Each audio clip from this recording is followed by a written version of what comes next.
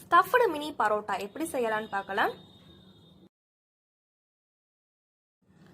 அதுக்கு ஒரு பவுல்ல வேக வச்ச உருளைக்கிழங்கு, கேரட், பம்கின், இது கூடவே கொண்டைக்கடலை சேர்த்துட்டு மேஷ் பண்ணி எடுத்துக்கிறேன்.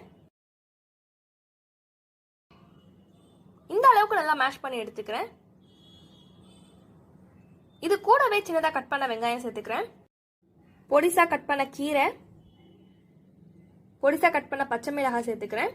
இது கூட 1/4 டீஸ்பூன் மஞ்சத்தூள், 1/2 டீஸ்பூன் மிளகாய் தூள், 1/2 டீஸ்பூன் மிளகுத்தூள், 1/2 டீஸ்பூன் மட்டன் மசாலா, 1/2 டீஸ்பூன் உப்பு சேர்த்துட்டு நல்லா கலந்து வச்சுக்கிறேன்.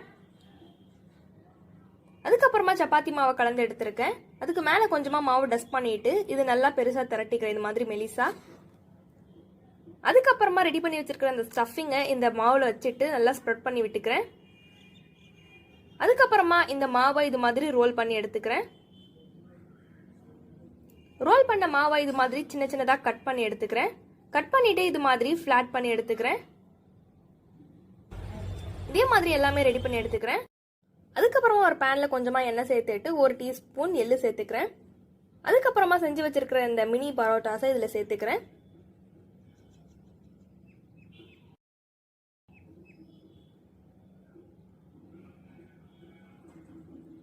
அதுக்கு மேலே 1 டீஸ்பூன் எண்ணெயும் சேர்த்துக்கிறேன். இது மாதிரி ஒரு சைடு வந்ததுக்கு அப்புறமா திருப்பி போட்டுக்கிறேன். 2 சைடு இது மாதிரி கோல்டன் ப்ரௌன் ஆயிட்டதுக்கு அப்புறமா எடுத்து ஒரு பிளேட்ல ட்ரான்ஸ்ஃபர் பண்ணிக்கிறேன். இந்த ரெசிபி உங்க வீட்டில் ட்ரை பண்ணி பாருங்க. பிடிச்சிருந்தா லைக் பண்ணுங்க, மறக்காம சேனலை சப்ஸ்கிரைப் பண்ணிக்கோங்க. தேங்க்யூ.